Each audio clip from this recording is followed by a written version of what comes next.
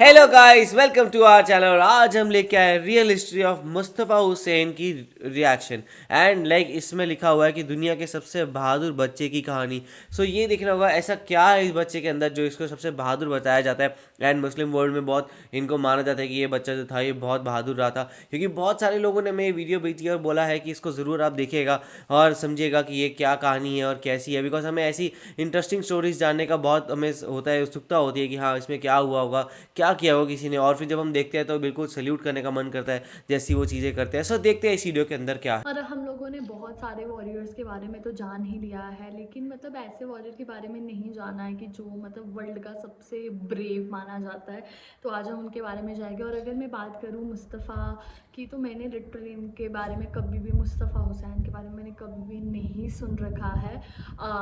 और मुझे लिटरली पता भी नहीं कि इसमें क्या होने वाला है, उन्होंने ऐसा क्या किया कि उनको बहुत ज़्यादा ब्रेव माना जाता है। तो ये सारे ना जो डाउट्स है वो वीडियो देखकर ही क्लियर हो जाएंगे। और मुझे हमेशा ऐसे हो जाता है कि जो नई चीज़ होती है उसको जानने के लिए मुझे हमेशा क्यूरियोसिटी रहती है। और इस वीडियो को देखने के लिए मुझे बहुत ज़्यादा क्यूरियोसिटी। तो देखते हैं फिर वीडियो कैसे होने वाला है। वही देख लेते हैं कैसा होगा। तो आप भी देखो, हम भी देखते हैं। Let's start. दोस्तों, ये कहानी है 22 जुलाई सन 2003 की कि जब अमेरिका की फौज के लगभग 300 या फिर 400 सैनिक अपने पूरे हथियार और एडवांस टेक्नोलॉजी के साथ इराक के मशहूर शहर यानी मोसुल के एक घर में हमला करने के लिए तैयार खड़े थे।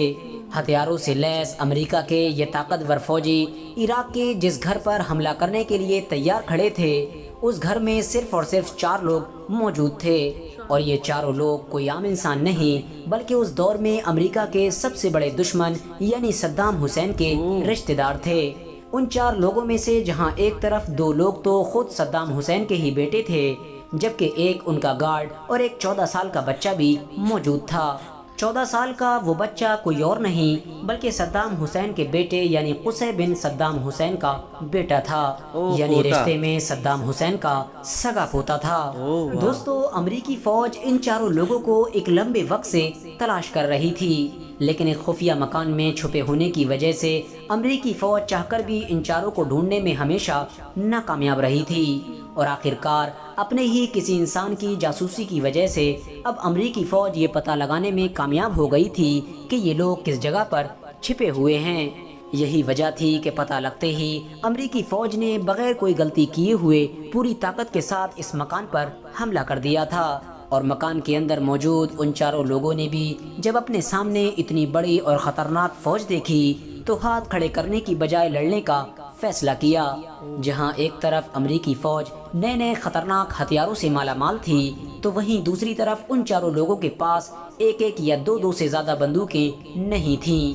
साथ ही सद्दाम साथ हुसैन को तो अमेरिकी कैप्चर फौज किया गया था ना गिनती शायद। में भी इन लोगों से लगभग 100 गुना ज्यादा थी। लेकिन उसके बावजूद भी इन चारों लोगों ने हार नहीं मानी और एक लंबे वक्त तक दोनों तरफ से खतरनाक गोलीबारी होती रही। और आखिरकार एक लंबी गोलीबारी के बाद उन चारों लोगों में से 2 बड़े लोग यानी दोनों सीनियर लोग जो कि सद्दाम हुसैन के सगे बेटे थे, दोनों अपनी जिंदगी गवा बैठे। और उन दोनों के खत्म हो जाने के बाद अब अमेरिकी फौज से लड़ने की जिम्मेदारी बचे हुए एक गार्ड और 14 साल के बच्चे पर आ गई थी। यानी एंड अब वो इन लड़ा। दोनों को ही उस अमेरिकी फौज से मुकाबला करना था। लेकिन दोस्तों, कुछ वक्त के बाद ही बचे हुए उन 2 लोगों में से भी उस गार्ड की मौत हो गई, जिसकी वजह से अब उस घर में सिर्फ और सिर्फ एक 14 साल का बच्चा ही तो फिर रह गया क्यों था, मार रहे थे कि जो रिश्ते में सद्दाम मेन हुसैन टारगेट का तो सद्दाम सगा हुसैन पोता था। लेकिन दोस्तों, ऐसे हालात में अगर कोई भी 14 साल का लड़का होता तो शायद वो खौफ और डर की वजह से भाग ही जाता। अपनी जान गवा बैठता। लेकिन सद्दाम हुसैन का ये पोता, कि जिसे आज पूरी दुनिया मुस्तफ़ा हुसैन के नाम से जानती है, उसने ऐसी हालत में ऐसा काम किया और ऐसी बहादुरी दिखाई कि जिसकी वजह से वो इतिहास में हमेशा हमेशा के लिए मशहूर हो गया। न सिर्फ मशहूर हो गया, बल्कि पूरी दुनिया आज उसको 20वीं सदी के सबसे बहादुर बच्चे के तौर पर वाह। जानती है।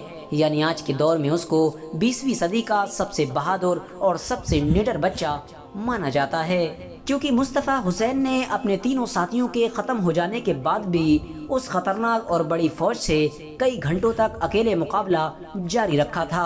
और अमेरिका की उस ताकतवर फौज की लाख कोशिशों के बावजूद भी उसे उस घर में दाखिल नहीं होने दिया था। वाह। मुस्तफ़ा हुसैन ने अमेरिकी फौज से कितनी बहादुरी से मुकाबला किया था, इस बात का अंदाज़ा सिर्फ आप इस बात से लगा सकते हैं कि अमरीकी फ़ौज को मुस्तफ़ा हुसैन से लड़ते वक्त इस बात का बिल्कुल भी एहसास नहीं हो रहा था कि वो सिर्फ और एक ही सिर्फ है। एक 14 साल के बच्चे से मुकाबला लो। कर रहे हैं, वाह। क्योंकि उनको तो ये महसूस हो रहा था कि इस घर के अंदर अभी भी शायद 4 लोग मौजूद हैं। यही वजह थी कि जब अमरीकियों को ये महसूस हुआ कि अब हम चाहकर भी लगातार इन लोगों से मुकाबला नहीं कर सकते हैं, तो उन्होंने इस घर को पूरी तरह से उड़ाने का फैसला किया और इस घर के ऊपर टैंक के जरिए से हमले करना शुरू कर दिए।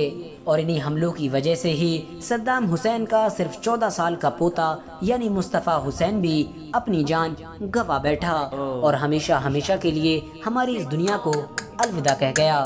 लेकिन दोस्तों, इस ऑपरेशन के पूरा होने के बाद जब अमेरिकी फौजियों को इस बात का पता लगा कि हम लोग सिर्फ और सिर्फ 14 साल के एक बच्चे से मुकाबला कर रहे थे, तो वो लोग ये सुनकर हैरान हो गए। न सिर्फ वो लोग बल्कि उस दौर में पूरी दुनिया के ही होश उड़ गए थे। दुनिया भर के तमाम बड़े बड़े न्यूज़ चैनल्स पर मुस्तफ़ा हुसैन के बारे में ही चर्चा की जा रही थी। यही वजह थी कि उस दौर में दुनिया वालों ने मुस्तफ़ा हुसैन को 20वीं सदी का सबसे बहादुर बच्चा मान लिया था। वाह यार। सिर्फ आम लोगों ने ही नहीं बल्कि अमेरिका की न्यूयॉर्क टाइम में भी इससे रिलेटेड एक आर्टिकल छपा था और रॉबर्ट नाम के एक मशहूर मजमून निगार ने लिखा था कि अगर ये बच्चा हमारे देश में होता तो हम इस बच्चे के पूरे देश में स्टैचू बनवाते। न सिर्फ स्टैचू बनवाते बल्कि बार बार हर जगह इसको याद भी करते रहते, क्योंकि आने वाले लोगों के लिए ये बच्चा बहादुरी की एक मिसाल बन चुका है। बहुत ही ज़्यादा अच्छी वीडियो थी। लिटरली मैं मतलब मुझे समझ नहीं आता कि कैसे इतना बच्चा इतना ब्रेव हो सकता है। और यही रीज़न था कि जो रीज़न बताया वो सीरियसली ऐसे शॉकिंग था कि लाइक इसको क्यों 20th सेंचुरी का मोस्ट ब्रेवेस्ट बॉय माना जाता है।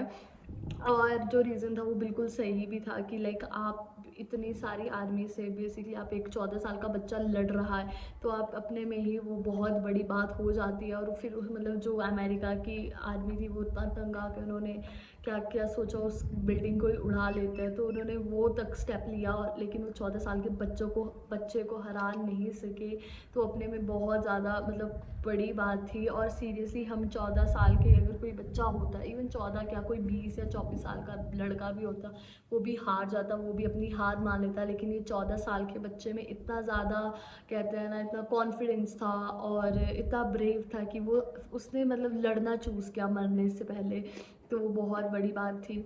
और मुझे वीडियो बहुत ज़्यादा अच्छी लगी और आई होप हम लोग भी इतने ही इसकी जैसे कॉन्फिडेंस हो और हम भी इतने ब्रेव हो। एक्चुअली वो बच्चा जो है ना वो बहुत बड़ी इंस्पिरेशन है, क्योंकि जिस तरीके से उसने अपनी पूरी लाइफ जी है एंड लाइक वो जो मूवमेंट में उसने काम किया, बिकॉज वो सही कह रहे थे कि बच्चा तो भाग रहा था एंड वो अपने सामने ही अपने साथ में 3 साथ में जो लोग थे उनको मरते हुए देख रहा था। तो उसके बाद उसके अंदर वो कैसे जज्बा आ रहा था वो फाइट करने का, वो चीज़ में समझ नहीं आई। क्योंकि ऑफकोर्स अगर वो बाहर आता हाथ खड़े करता हुआ तो there was a high chance कि उसको छोड़ दिया जाता, क्योंकि वो एक माइनर है, वो बच्चा है। लेकिन नहीं, वो लड़ता रहा एंड उसने अपनी जान पे खेल के भी यहाँ पे किया। और क्या वो बढ़िया बात है कि उन लोगों को ऐसा लग रहा था कि ये बहुत सारे एक आर्मी अंदर है, मतलब अंदर का काफ़ी सारे लोग हैं जो हमसे लड़ रहे हैं, पर यहाँ पे से एक बच्चा था जो पूरा टाइम कुछ ना कुछ कर रहा था। सो लाइक वो कैसी हमेशा वो एक वॉर टॉस सिचुएशन में रहा होगा जहाँ पे उसकी आदत रही होगी कि किस तरीके से ऐसे लड़ा जाता है, क्या किया जाता है। उसने किसी को देखा होगा जिसके बाद उसके अंदर वो ऐसा जज्बा आया कि नहीं भाई, मैं यहाँ पे लड़ूंगा ही लड़ूंगा। एंड बाकी 3 लोग जो थे वो तीनों के तीनों डाउन हो गए, पर यहाँ पे वो अकेले लड़ते रहे। एंड इवन न्यूयॉर्क टाइम्स के आर्टिकल में भी उसको बोला गया, तो यार वो बहुत बड़ी चीज़ है। और किस तरीके से लाइक अमेरिका में भी इसको रिकग्नाइज किया गया। तो ऐसे कमाल की लोगों की कहानियां सुन के ना बहुत इंस्पिरेशन मिलती है। तो आप लोगों को कैसा लगा, आप कुछ ज़रूर बताएगा। ऐसे ही लाइक करते जाइए, कमेंट करते जाइए, शेयर करते जाइए और सब्सक्राइब करते जाइए। बाय।